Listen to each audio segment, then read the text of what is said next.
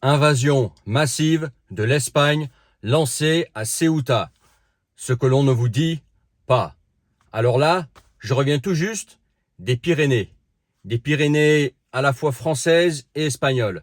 Puisque j'allais en Espagne quasiment tous les jours. Notamment à la fin. Parce qu'en Espagne, il y a encore, et je l'ai expliqué dans une de mes vidéos courant le mois de juillet, une certaine douceur de vivre. Moins d'insécurité. Il y a plus de vie le soir. C'est un pays qui est plus adapté au cagnard, à ce que certains appellent la canicule, qui n'est plus une canicule, qui est juste un été normal, et ça va faire que empirer. Les étés vont devenir de plus en plus chauds. Ce qui fait que le soir, ça bouge, tu peux sortir, etc. Alors qu'en France, c'est mort. Et puis j'aime bien l'ambiance espagnole en fait. Tu vois, c'est un pays, notamment en été, qui est agréable. Donc, je faisais constamment les allers-retours entre l'Espagne et la France. En France, il y avait des très beaux paysages, des randonnées à faire, on les faisait. En Espagne aussi d'ailleurs, mais quand on voulait un peu plus de ville, on allait en Espagne, etc. Et franchement, on a passé un super séjour. Vraiment, magnifique, pays magnifique. Les deux pays à cet endroit-là sont magnifiques. Hein. Les Pyrénées sont magnifiques. Peut-être même que je préfère les Pyrénées aux Alpes. Je sais pas, les Pyrénées, ça a quelque chose, tu vois.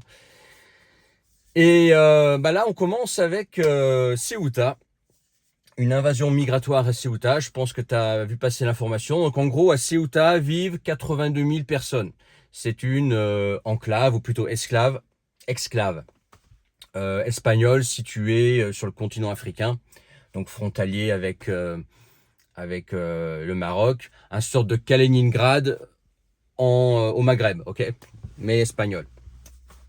Donc 82 000 personnes, et en un jour, il est arrivé 60 000 migrants illégaux. Comme ça, une invasion en un jour. Donc je te laisse imaginer. Ça fait qu'en un jour, dans ton pays, on va partir du principe que Ceuta, pendant cette courte vidéo, est un pays. Et d'un coup, en une journée, tu te retrouves avec un migrant quasiment par habitant, un migrant par un habitant et demi. Et en 2 jours, si ça continue à cette cadence-là, et je pense pas que ça continue à cette cadence-là, mais bon, quand même, on va y revenir, tu te retrouves carrément dans un pays dans lequel tu n'es plus chez toi. Voilà. Si par exemple, c'est 60 000 personnes par jour, en 2 jours, ça fait 120 000 personnes. C'est plus que 90 000 personnes, ok? C'est, voilà. Bon, t'es plus chez toi, ok? Et ça, c'est la réalité de l'Espagne aujourd'hui. Tu vois, on a beau aimer l'Espagne. Moi, j'aime bien, comme je t'ai dit, j'ai fait une vidéo dernièrement pour parler en bien de l'Espagne parce que c'est ce que j'en pense, etc. Et que j'aime bien y aller, etc.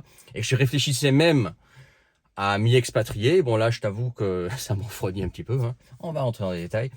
Mais en tout cas, ça en dit long sur la politique migratoire de l'Espagne aujourd'hui et de Sanchez, etc. et de ce qu'il envisage pour l'Espagne, pauvre espagnol, si ça continue à cette cadence-là, parce que là, tu vois, c'est que Ceuta.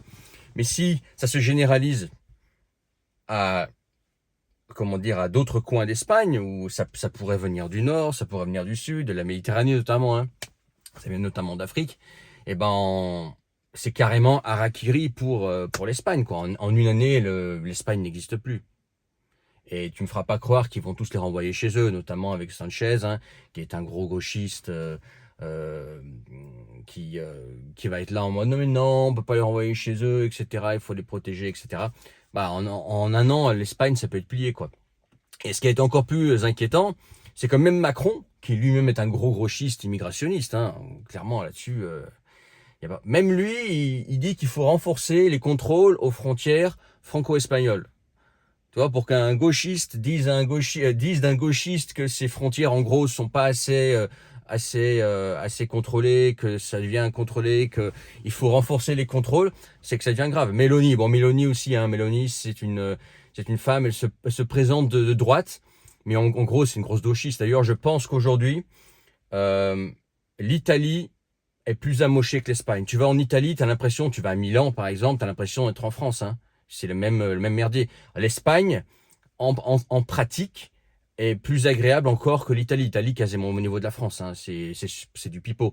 Mais même elle veut maintenant contrôler à ses frontières tout Espagnol qui rentre parce qu'elle estime qu'il y a un danger. Tu vois, on en est là. Alors que c'est pas des pays, là on parle de la France et l'Italie, des pays qui ont des exemples, qui sont des exemples en termes de contrôle de frontières, euh, immigration illégale, immigration massive, qui changerait le pays complètement rapidement. Pas du tout. Tu vois. Mais tout ça pour dire que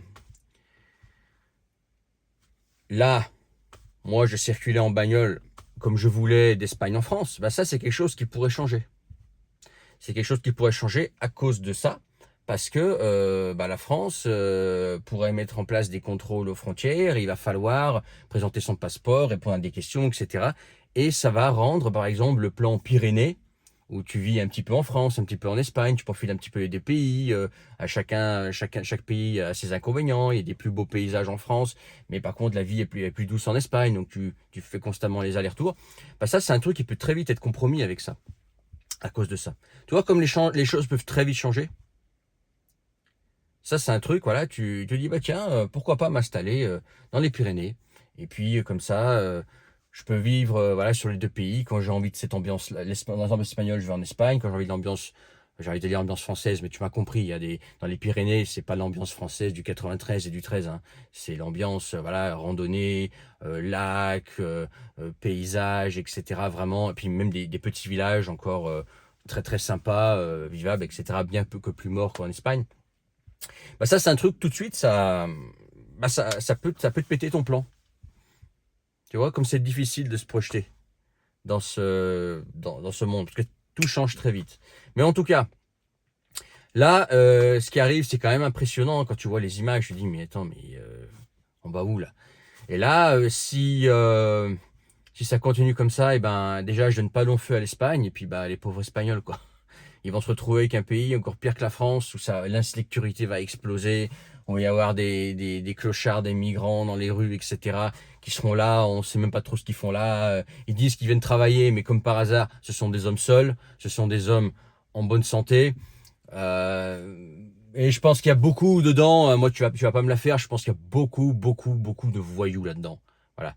Des mecs en fait qui savent qu'ils sont grillés au Maroc, hein, parce que le Maroc aussi, hein, ça s'est développé un petit peu, hein, bon, qui sont grillés au Maroc. Et au Maroc, bah, en fait, le Maroc, leur propre pays, ne veut pas d'eux parce que ils ont fait des conneries, donc ils peuvent plus bosser, ou il y a pas ceci, etc.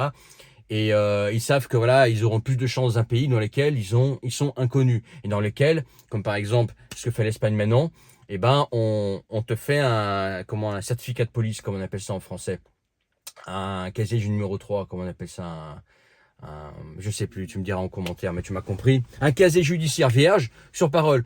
Ouais, alors le migrant, t'as pas de papier, rien, t'as pas fait de conneries en Maroc. Ah non, non, moi j'ai pas fait de conneries, je le jure, ok?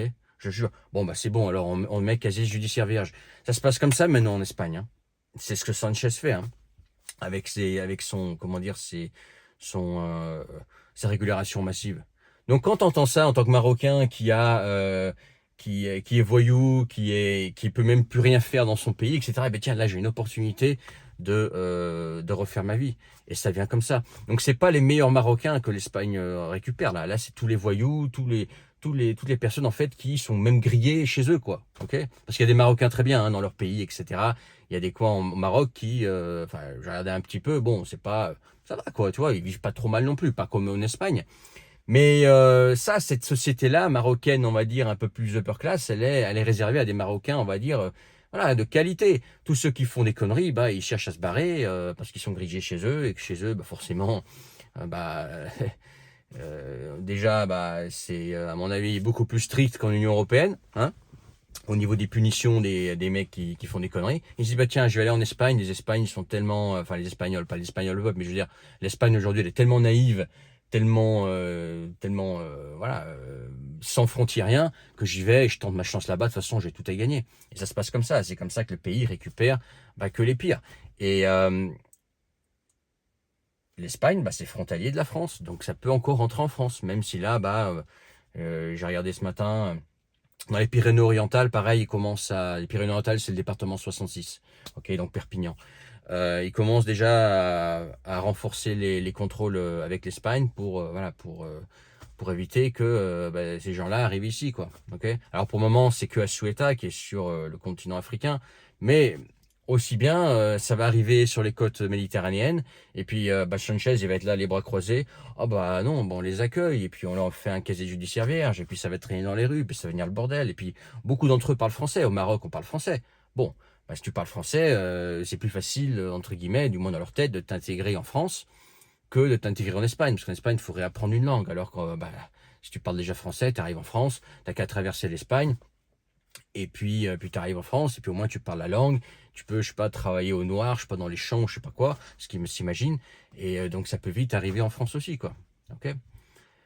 Mais en tout cas, voilà, ça continue, et voilà. Et voilà, donc moi, tu vois, ça me fait de nouveau réfléchir, je me dis, voilà, l'Espagne en avait pour quelques années encore, je sais que l'Espagne va finir comme la France un jour, ok, je connais, ok, y a pas de souci. Mais je me suis dit, bon, il y aura peut-être quelques années encore de répit, on peut profiter voilà, du style de vie ibérique qui est sympa, etc. Bah là, je me dis, aussi bien dans un an, c'est pire que la France. J'ai dit en rigolant, mais c'est pas marrant du tout, hein, surtout pour les Espagnols. Mais voilà, tu vois.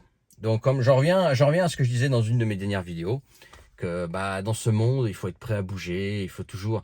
Je pense qu'il faut être minimaliste, se contenter de peu matériellement. Euh, Toujours avoir son sac à dos prêt, être une forme de semi-nomade, apprendre à vivre avec peu, non pas par manque d'argent, mais parce que avoir peu, ça veut dire peu de matériel et avoir la possibilité de bouger, et devoir bouger en fonction des tendances que tu ne contrôles pas. Voilà, c'est pas toi qui décides de la politique migratoire de la France, alors encore moins d'Espagne, tu vois, alors que ça fait partie de l'Union européenne où effectivement, moi je passais en bagnole tous les jours. Bah, tu rentres, il y a même pas de contrôle, quoi. Tu es dans ta bagnole, hop, tu vois marquer le panneau Espagne, et voilà, tu es en Espagne, tu vois, ça se passe comme ça. Donc quand c'est comme ça pour toi, bah, pour les migrants illégaux comme ça qui rentrent en masse, c'est pareil, hein, ça rentre, et puis ça rentre pas par la route où il y a encore des vestiges de post-contrôle. Non, ça rentre par les montagnes, ça rentre par les chemins où ni vu ni connu, hein. Voilà, quoi. Bref, dis-moi ce que tu en penses en commentaire. Et puis, regarde en description le premier lien, tu peux rejoindre mes contacts privés, le canal Telegram, recevoir gratuitement tous mes messages.